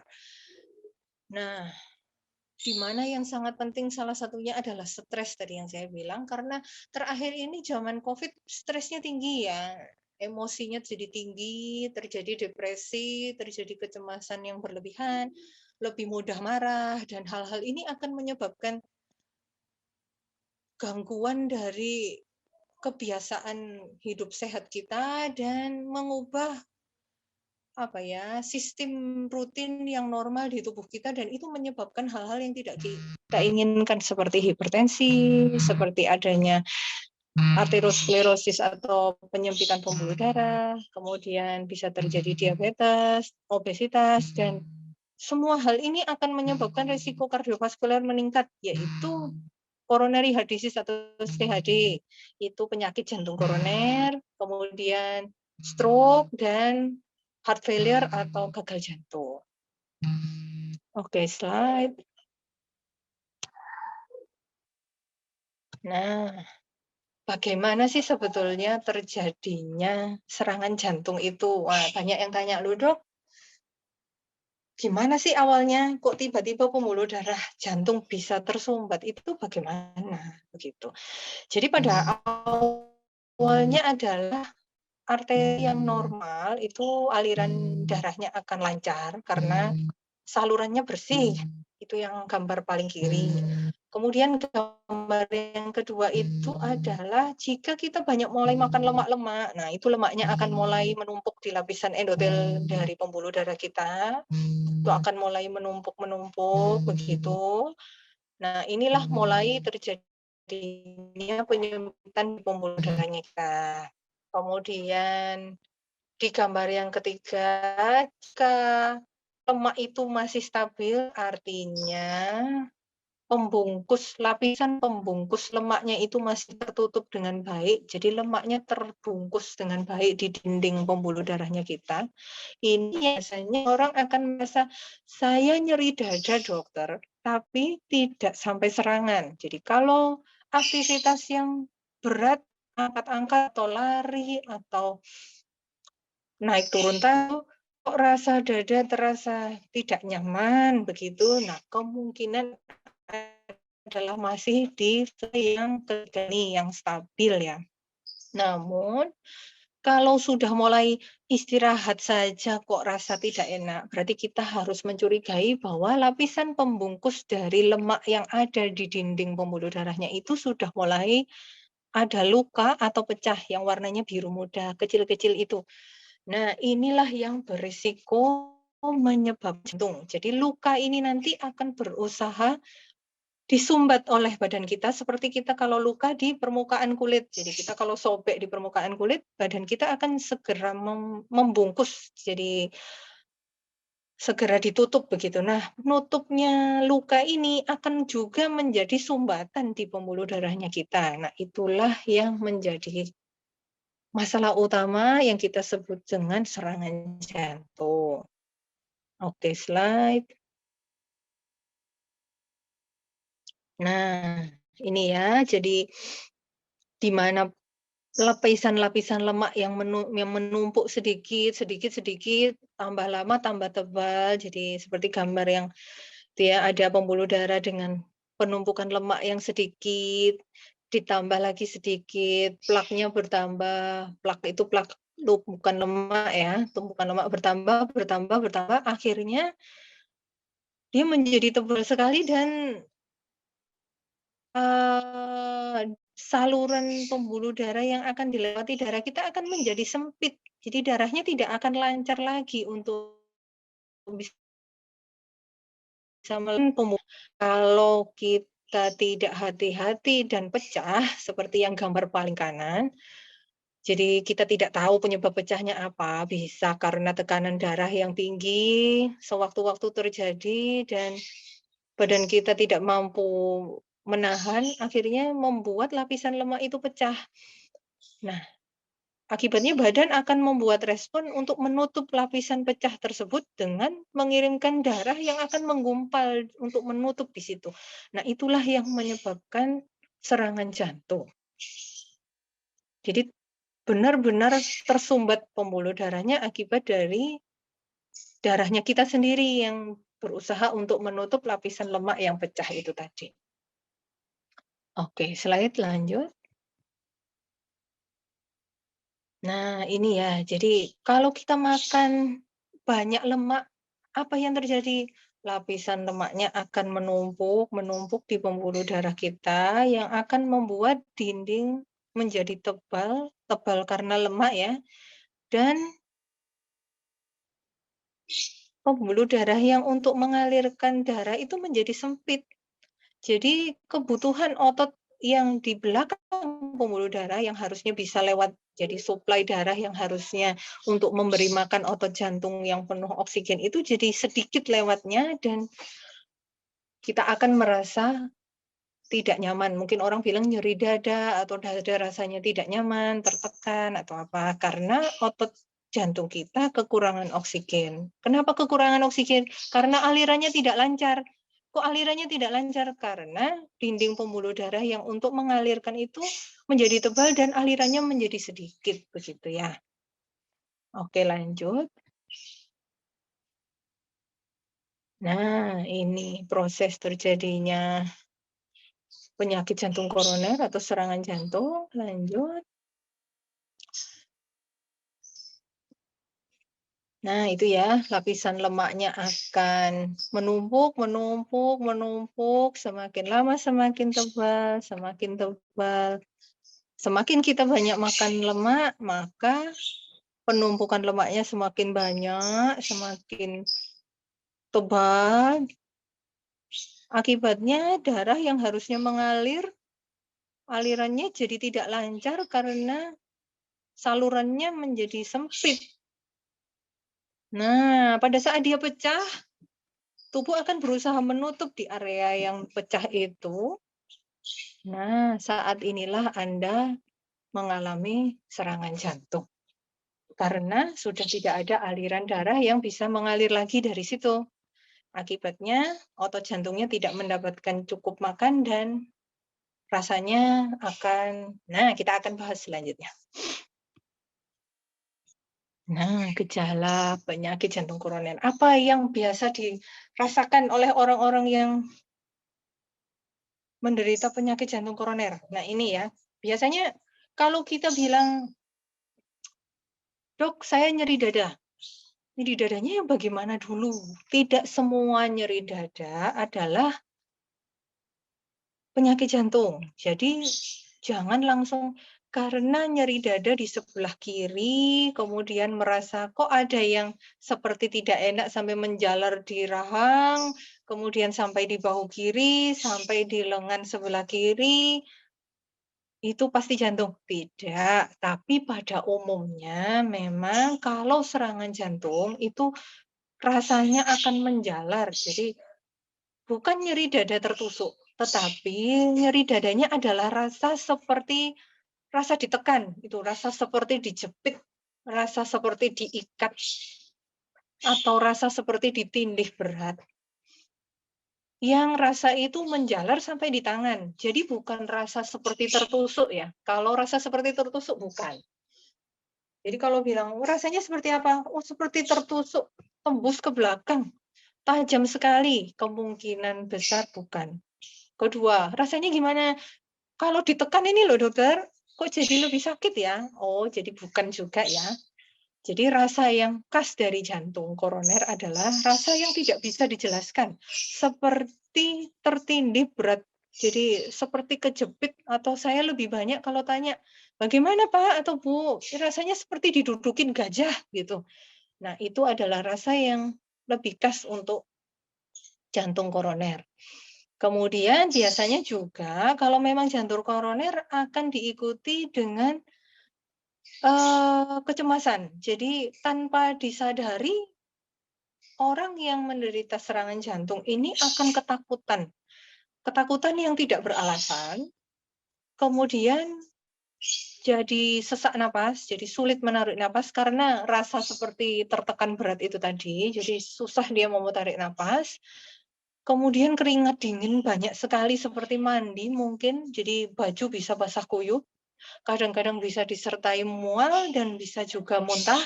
Dan kalau kenanya otot jantungnya luas sekali, jantung tidak bekerja, maka pasien tersebut akan pingsan atau bisa mati mendadak.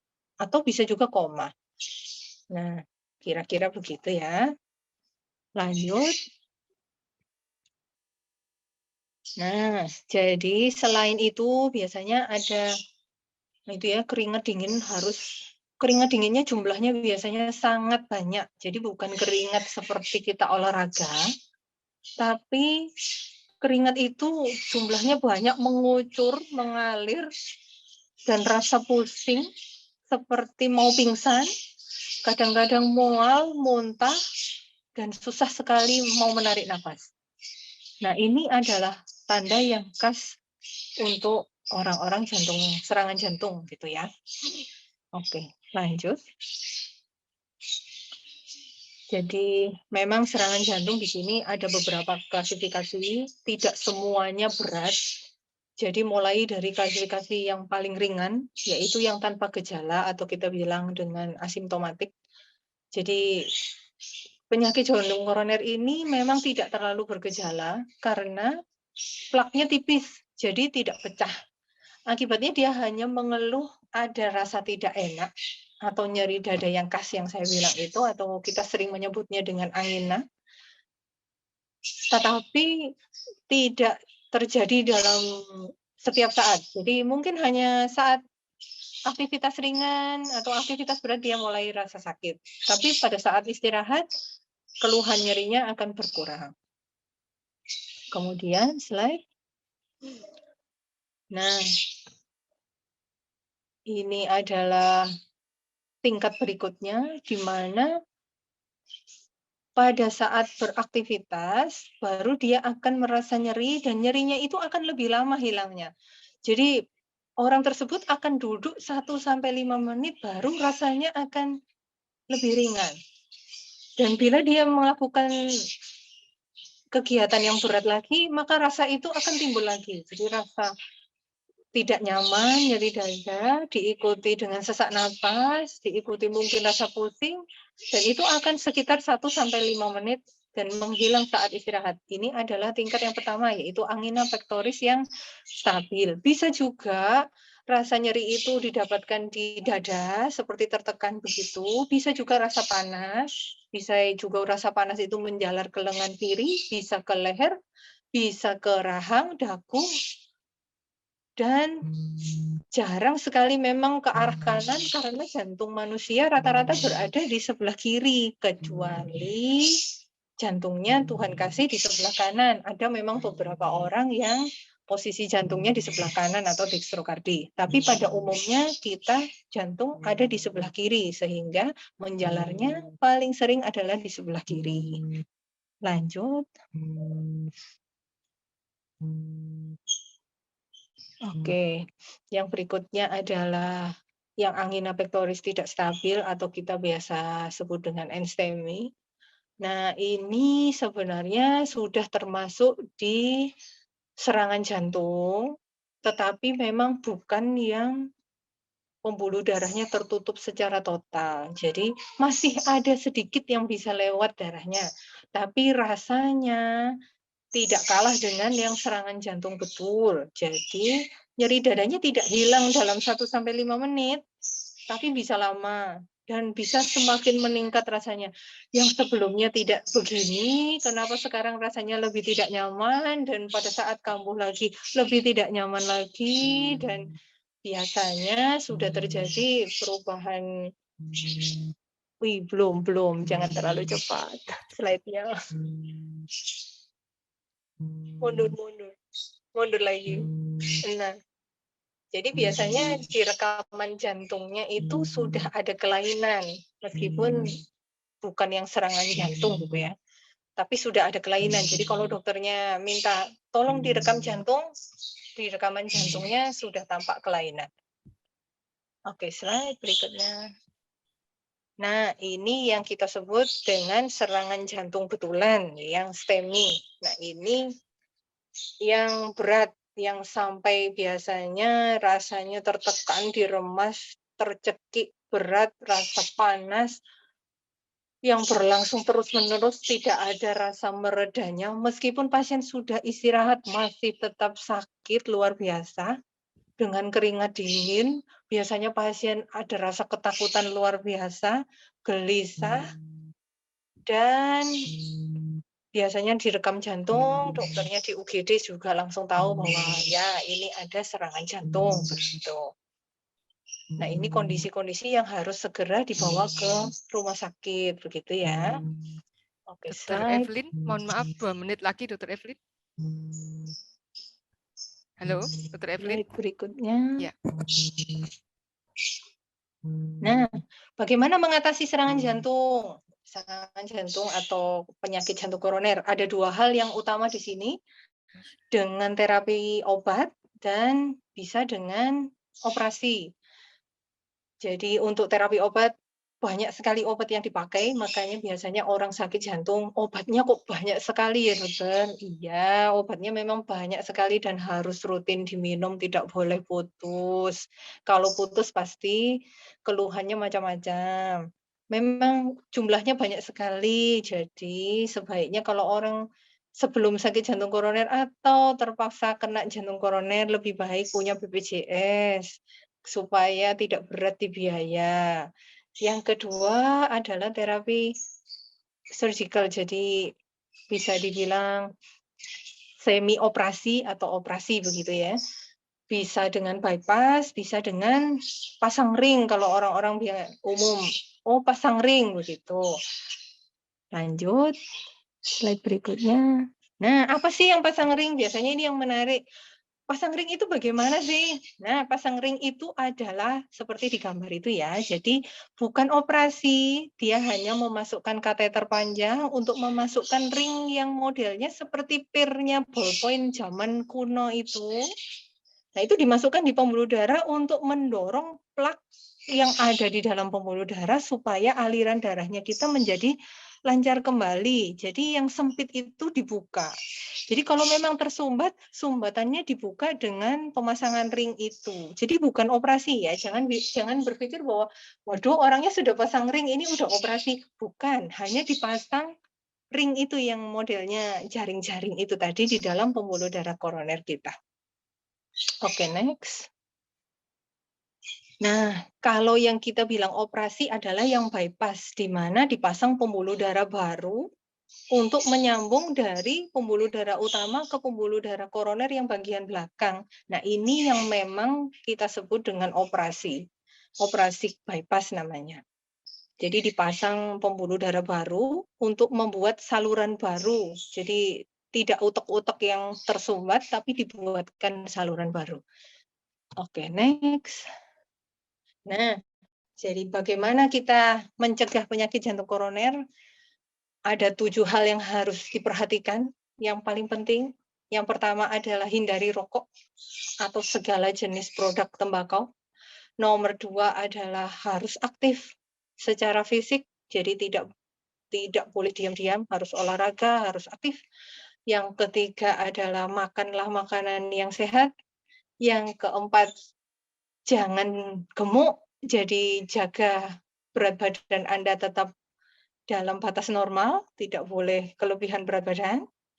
Kemudian kelima, menjaga tekanan darah kita tetap stabil, yaitu di bawah 130/90. Kemudian yang keenam, menjaga kolesterol kita dalam batas normal. Dan ketujuh, menjaga gula darah kita dalam batas normal. Begitu ya, nggak boleh diabetes gitu. Berikutnya. Nah, ini bagi yang merokok kayaknya sedikit mungkin ya peserta di sini yang merokok, tetapi survei membuktikan bahwa dengan berhenti merokok, resiko jantung akan menurun secara signifikan. Jadi pada orang-orang yang merokok atau keluarganya yang merokok, harap dikasih tahu bahwa berhentilah merokok begitu. Oke, selanjutnya. Nah, mengapa terapi pada penyakit jantung koroner itu penting, baik secara surgical maupun medis? Karena apa? Pada orang-orang yang sakit jantung koroner biasanya down, nggak mau maksudnya, waduh jantung saya sudah jelek, jantung saya bermasalah. Tetapi sebetulnya tidak. Jadi dokter-dokter jantung itu memberikan terapi kepada pasien-pasiennya supaya meskipun mereka sudah menderita jantung koroner, tetapi kualitas hidup harus tetap baik gitu. Jadi tidak perlu orang lain tahu bahwa Anda menderita jantung koroner meskipun napas sesak ataupun konsumsi obat. Apapun caranya, kita akan upayakan supaya Anda bisa beraktivitas rutin setiap hari secara biasa, tidak perlu istilahnya sudah sakit jantung koroner terus tidak boleh aktivitas ini itu, tidak. Kita tetap akan memberikan izin kepada Anda untuk beraktivitas normal setiap hari dan mengurangi resiko juga masuk rumah sakit, dan hidup normal setiap hari dengan satu syarat, obatnya tidak boleh putus kalau memang Anda sudah konsumsi obat jantung, begitu ya. Oke, berikutnya. Ya, sampai di sini saya paparkan. Di kolom chat beberapa pertanyaan yang sudah masuk ya. Ya. Mana tadi yang di atas? Sebentar ya. Ini. Nah, pertanyaan dari Ibu Hastuti untuk Dr. Evelyn, terima kasih atas paparannya. Apakah orang dengan berat badan yang berlebih ini sudah pasti memiliki kecenderungan untuk mengidap kolesterol tinggi? Ini dikaitkan dengan kadar kolesterol ya. Jika berat badan normal atau cenderung kurus tapi kolesterolnya tinggi, kira-kira penyebabnya apa ya? Nah, silakan Dr. Evelyn menanggapi. Ini berkait kelebihan berat badan dengan kolesterol tinggi atau juga dengan orang yang kondisi kurus tapi kolesterolnya tinggi. Ini kenapa? Silakan Dr. Evelyn. Baik, memang tidak semua orang yang kurus itu jaminan untuk kolesterolnya pasti rendah. Tidak. Tidak jaminan juga orang yang gemuk itu kolesterolnya juga tinggi, tidak. Jadi ada beberapa kondisi, dalam artian begini, kita harus tanya dulu kepada pasien, jadi dia memang sudah gemuk dari kecil atau gemuknya pada waktu sudah umur-umur terakhir ini, yang pertama. Kalau orangnya gemuknya dari kecil biasanya kolesterolnya tidak tinggi karena badannya sudah beradaptasi dengan kondisi gemuk. Tapi pada orang-orang yang kurus, kita juga harus tanya ini kurusnya baru-baru aja atau sudah dari dulunya kurus. Kalau memang dari dulunya memang kurus, memang tidak menutup kemungkinan kolesterolnya dia pasti rendah. Bisa juga tinggi karena mungkin pola makannya tidak bagus, makanan yang dimakan banyak minyak-minyak, itu memang akan menyebabkan kolesterolnya akan menjadi tinggi juga. Jadi memang tidak menjadi patokan. Tetapi yang paling penting di sini adalah tidak ada, istilahnya tidak ada orang yang gemuk itu sehat. Tetapi bukan berarti kalau kurus pasti sehat. Oke ya, baik. tetap jangan menjadi gemuk prinsipnya. Gemuk itu tetap tidak bagus, tetapi kalaupun kurus pun harus diperhatikan kesehatannya juga. Tidak selalu kurus itu pasti sehat. Tapi kalau gemuk sudah pasti tidak sehat. Baik ya, jadi tidak bisa menjadi patokan postur gemuk atau kurus yang sehat. Yang jelas kita upaya tadi ya, lakukan pola hidup sehat dan baik dengan mengatur pola makan dan olahraga ya, supaya intinya kita akan mencapai nilai yang ideal, nilai optimal dalam pemeriksaan-pemeriksaan. Ya, kita lanjutkan ya. Ada pertanyaan lain? Ini Bu Astuti masih bertanya lebih lanjut. Sekarang berkait dengan penderita diabetes mellitus. Pada penderita DM ini yang mengalami stroke atau juga serangan jantung koroner, apakah ini diakibatkan pembuluh darahnya juga mengalami plak atau penyempitan pembuluh darah? Silakan Dr. Evelyn. Jelaskan. Baik, betul sekali. Jadi orang-orang dengan diabetes mellitus itu memang itu kan penyakit metabolik yang merusak pembuluh darah sebenarnya. Jadi orang-orang dengan gula yang tinggi itu pembuluh darahnya akan endotel, jadi lapisan dalam pembuluh darahnya itu akan menjadi rapuh. Nah, kalau pembuluh darahnya menjadi rapuh, dengan sedikit masalah saja dia akan menjadi mudah sobek dan mudah pecah. Nah, itu terjadi terutama pada orang-orang dengan diabetes. Sehingga kalau misalnya kita bilang orang diabetes kok mudah terjadi stroke, memang iya. Kalau pada orang diabetes pembuluh darahnya sudah rapuh di bagian dalam, kemudian tekanan darahnya tinggi, dan kemudian ada kolesterol juga, jadi ada plak-plak menumpuk di situ, kita tidak menutup kemungkinan plak itu ada di pembuluh darah otak, tidak menutup kemungkinan plaknya ada di pembuluh darah kaki atau tangan, tidak menutup juga kemungkinan plak itu ada di pembuluh darah koroner atau pembuluh darah jantung. Jadi, kalau istilahnya namanya orang lagi tidak beruntung dan yang pecah adalah di bagian otak, maka terjadi stroke. Kalau yang pecah di bagian jantung, namanya penyakit jantung koroner atau serangan jantung. Kalau yang pecah nanti pembuluh darah di bagian kaki bisa tersumbat, itu bisa terjadi namanya akut limb iskemik. Itu tidak kalah berbahayanya. Jadi bisa kehilangan kaki, bisa kehilangan tangan, begitu. Jadi pada prinsipnya kalau bisa ya jangan sampai diabetes. Kalaupun kena diabetes, harap gulanya wajib terkontrol. Jadi kontrol betul-betul ke dokter penyakit dalam supaya gulanya rendah dan resiko segala macam ini jadi rendah juga. Tapi kalau sudah terjadi ya harus minum obat rutin, berarti tidak boleh putus obat. Oke ya, hati-hati untuk yang keluarga yang menderita diabetes mellitus ya. Jadi minum obat secara rutin itu penting untuk mencegah ini tadi terjadinya stroke, terjadinya jantung koroner ya. Nah, kita lanjut pertanyaan yang berikutnya. Ini dari Ibu Yohan. Dr. Evelyn, ini saudara saya sudah dipasang ring jantung. Nah, kemudian harus minum obat seumur hidup. Apakah terus demikian ya? Ini yang ditanyakan tentang obat yang dikonsumsi seumur hidup. Silakan, Dr. Evelyn. Betul sekali, Ibu.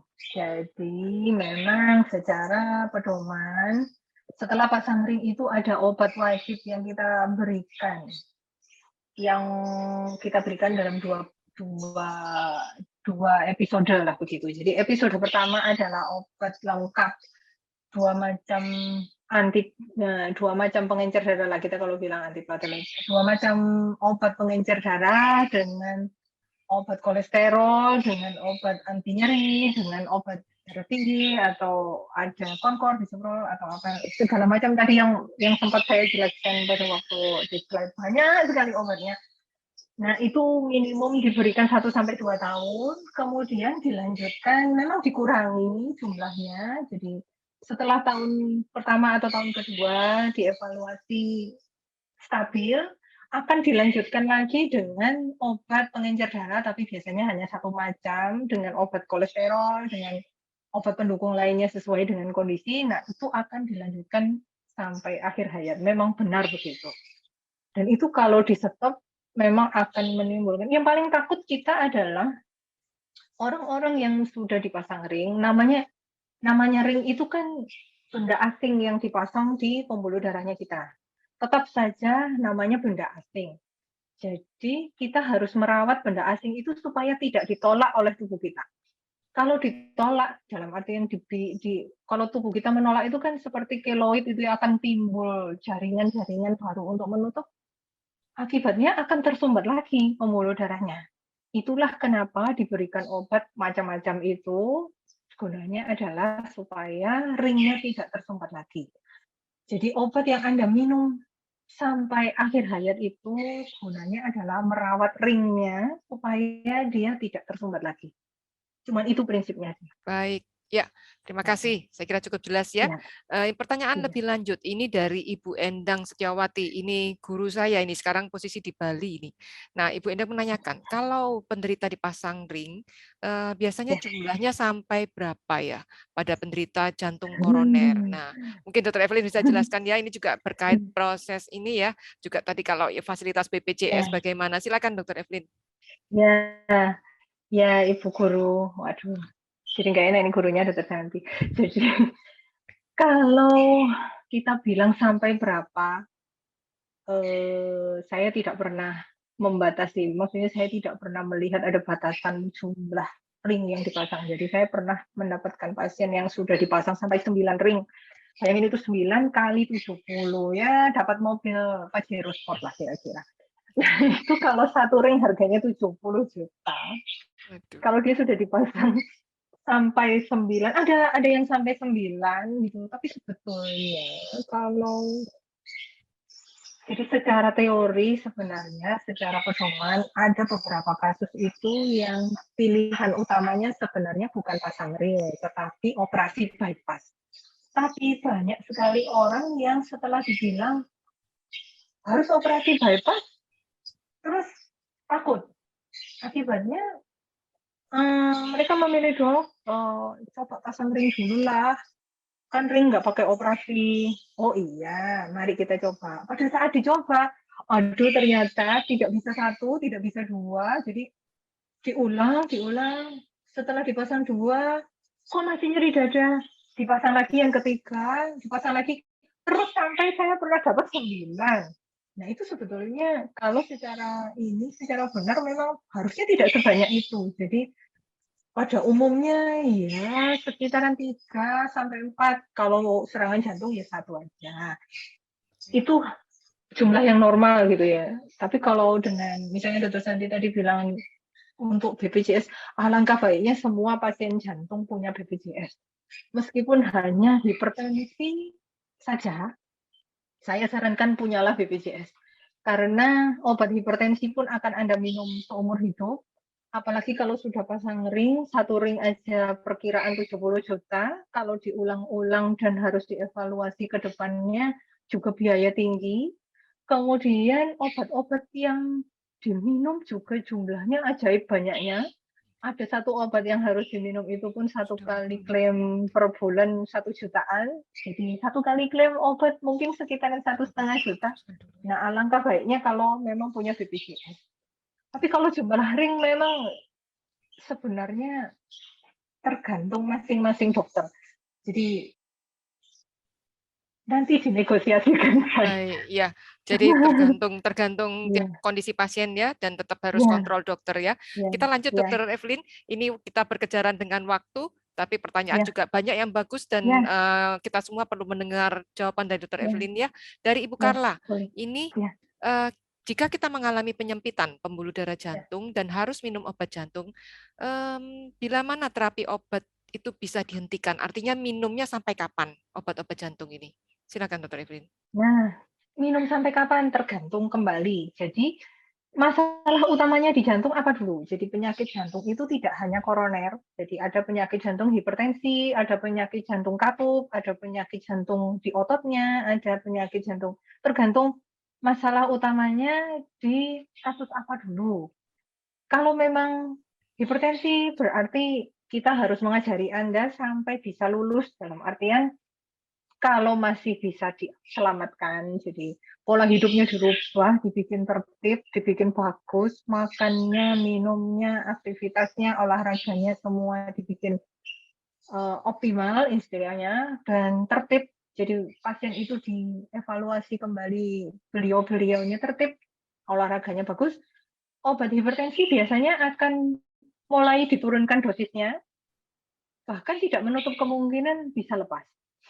Tapi kalau penyakit jantung koroner, jadi lemak ini masalahnya, memang minimum akan ada 2 obat yang akan diminum seumur hidup, yaitu satu obat mengencer darah dan satu lagi adalah obat kolesterol. Jadi obat kolesterol di sini bagi kita dokter jantung, yang namanya simvastatin, atorvastatin, rosuvastatin, apa itu merek-merek itulah, itu adalah temannya kita. Jadi bukan obat tapi dia vitamin.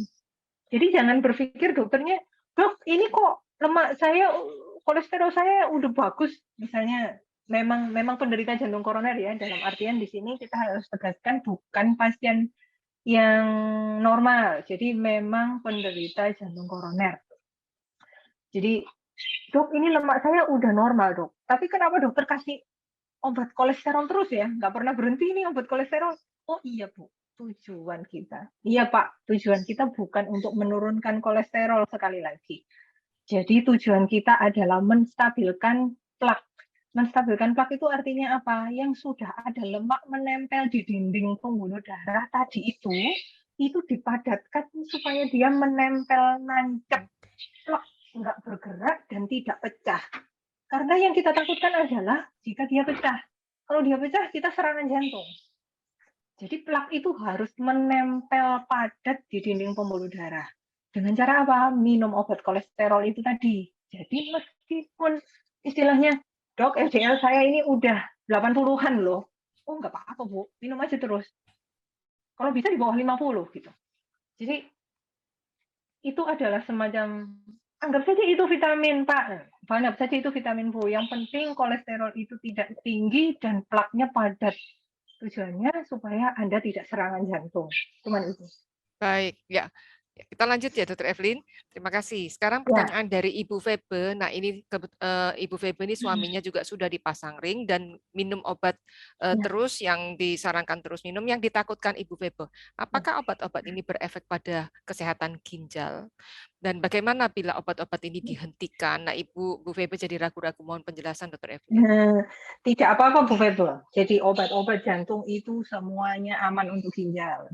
Jadi tidak perlu khawatir, tidak perlu takut, tidak harus karena minum obat banyak, kemudian minum air harus banyak ya. Tidak. Jangan terlalu banyak minum air juga, karena pasien-pasien jantung itu rata-rata jantungnya fungsinya juga sudah tidak terlalu maksimal. Jadi kalau Anda paksa minum air banyak dengan alasan minum obatnya banyak, nanti yang terjadi adalah... Kok saya nggak dengar suara? Hilang suaraku. Aku nggak dengar suara. Halo, mungkin masih trouble, suaranya Dr. Evelyn tidak terdengar. Dr. Evelyn, suaranya nggak keluar. Videonya aja ada. Coba mungkin dicek sound-nya. Belum kedengar. Udah? Silakan coba lagi, Dr. Evelyn. Iya, masih hilang lagi ya. Ya, hilang ya. Udah kedengar. Oh, udah. Ya. Jadi nggak usah khawatir, obat-obat jantung rata-rata aman untuk ginjal.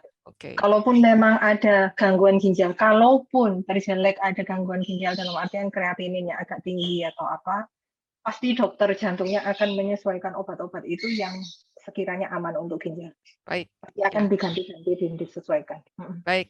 Dengan demikian, ya semoga Ibu Febe jadi lebih tenang ya dan membantu mengaturkan obat untuk Bapak ya. Semoga tetap sehat selalu. Nah, berikutnya dari Ibu Setiawati. Nah, ini pertanyaan semua kita perlu tahu. Bagaimana sih pertolongan pertama bila ada keluarga atau orang di sekitar kita terkena serangan jantung? Mungkin ada pertolongan pertama yang bisa kita lakukan. Ya, untuk awam ini, Dr. Evelyn. Pertama, ya, pertolongan pertama, posisikan dia di tempat yang baik. Jangan disuruh duduk, jangan disuruh berjalan. Tidurkan aja. Sesedikit mungkin bergerak. Posisikan senyaman mungkin. Dan tidak boleh mengejan. Apa itu namanya? Nggak boleh ngeden. Apa? Oke, nggak ya, boleh tidak mengejan ya. Tidak boleh mengejan. Itu nomor 1. Tidak boleh mengejan. Jadi tidak boleh yang menahan sakit yang luar biasa.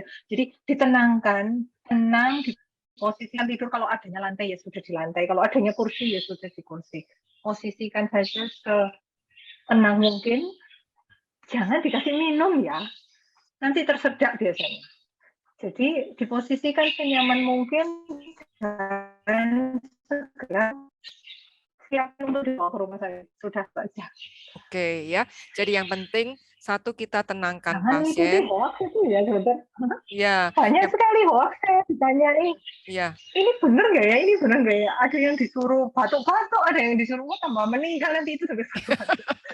Jangan disuruh batuk ya. Baik. Jangan disuruh batuk betulan. Karena batuk itu mengejan toh. Jadi dia ada memberi refleks tekanan mengejan. Ya. Iya, memberi tekanan itu bisa langsung berhenti jantungnya. Jantungnya tambah berhenti. Iya, tambah berhenti. Oke, ya. Jadi itu ya kita semua perlu tahu. Yang penting kondisi pasien yang serangan jantung kita tenangkan. Kalau bisa ada posisi yang berbaring dan keluarga atau orang di sekitar siap membawa ke UGD terdekat. Itu ya. Baik. Kemudian kita lanjut lagi. Sekarang tentang nyeri dada di sebelah kiri. Tadi dijelaskan Dr. Evelyn. Ini Ibu V menanyakan bisa disebabkan oleh faktor lain selain serangan jantung. Mungkin Dr. Evelyn bisa deskripsikan kira-kira apa ya kalau bukan dari jantung. Nah, ini biasanya kalau perempuan usia muda atau laki-laki usia muda masih kurang dari 30 tahun. Perempuan biasanya yang paling sering di usia kurang dari 30 tahun. Dokter, saya nyeri dada. Beneran ini nyeri, Dok? Iya.